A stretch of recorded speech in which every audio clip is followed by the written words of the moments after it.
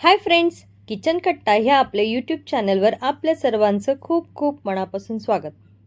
आज आपण बनवतोय चीज कॉर्न पराठा. तुम्ही हा पराठा ब्रेकफास्टसाठी सुद्धा बनवू शकता. अगदी झटपट होतो. त्यासाठी मी ते गव्हाचं पीठ घेतलेलं आहे. त्यामध्ये अगदी थोडंसं आपण मीठ घालून घेऊयात. अगदी थोडासा ओवा घेऊन आपण हातावरती क्रश करून तो ओवा पिठामध्ये घालून घेऊयात आणि जसं आपण चपातीसाठी पीठ मळतो तसं मळून घेणार आहोत. थोडं थोडं पाणी घालून पीठ मळून घ्यायचं आहे.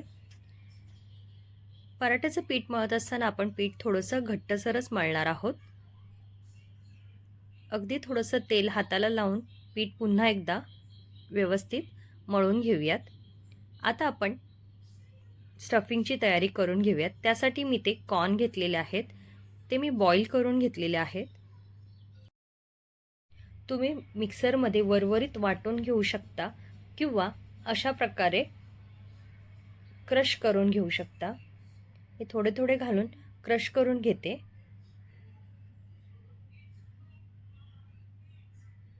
खूप पातळ आपल्याला करायचं नाही आहेत. क्रश करून घेतलेले आहेत. आपण एका बाउलमध्ये काढून घेऊयात. आपल्याला पाण्याचा वापर इथे बिलकुल करायचा नाही आहे, म्हणून आपण ह्याच्यातून क्रश करून घेतले आहेत. ह्यामध्ये बाकीचं साहित्य आपण घालून घेऊयात. एक कांदा मी इथे बारीक चिरून घेतलेला आहे. कोथिंबीर घालून घेऊयात बारीक चिरून घेतलेले. त्यामध्ये आमचूर पावडर घालणार आहोत, गरम मसाला, धने जिरे पावडर, हळद आणि चवीनुसार मीठ घालून घेऊयात. इथे मी लाल तिखट घालते आहे. तुम्हाला हवं असेल तर तुम्ही मिरची सुद्धा बारीक चिरून घालू शकता किंवा क्रश करून घालू शकता. इथे मी भाजलेलं बेसन घेतलेलं आहे 2 चमचे.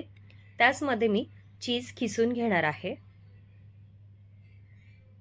चीज इथे किसून घेतलेलं आहे. आता आपण हे सर्व व्यवस्थित मिक्स करून घेऊयात आणि जर तुम्हाला थोडंसं ओलसर वाटलं तर तुम्ही थोडंसं बेसन अजून जास्त ॲड करू शकता. अशा प्रकारे आपल्याला कन्सिस्टन्सी लागणार आहे. आता आपण जे पीठ मळून घेतलं होतं त्याचा एक छोटासा गोळा करून घेऊयात आणि जशी आपण चपाती लाटतो तशी आपण लाटून घ्यायची आहे. त्यावरती अगदी थोडीशी तीळ आणि कोथिंबीर लावून घेतली आहे. दिसायला खूप छान दिसते. अशा प्रकारे आपण लाटून घ्यायचं आहे.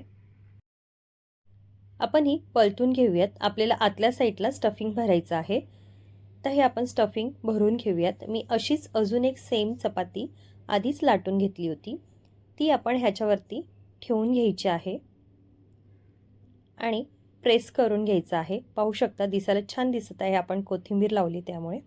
आणि पुन्हा एकदा हलक्या हाताने आपण लाटून घ्यायचं आहे. तुम्हाला हवं असेल तर इथे थोडंसं पीठ लावू शकता.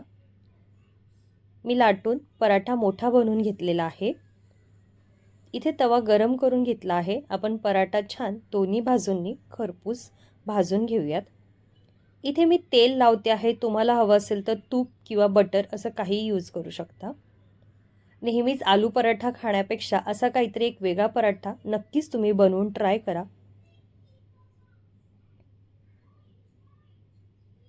अगदी सोपा आणि झटपट होणारी ही रेसिपी आहे. तुम्ही मुलांच्या टिफिनसाठी सुद्धा कॉर्न पराठा देऊ शकतात. मुलांना कॉर्न आणि चीज या दोन्ही गोष्टी आवडतात. छान दोन्ही साईडने पराठा भाजून घेतला आहे. आपण तो सर्व करून घेऊयात.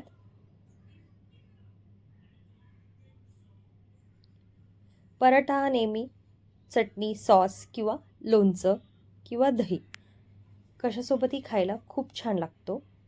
तुम्हालाही माझी रेसिपी कशी वाटली नक्की कळवा. आवडली तर तुमच्या फ्रेंड्ससोबत शेअर करा. पुन्हा भेटूया अशाच एका नवीन रेसिपीमध्ये. तोपर्यंत धन्यवाद.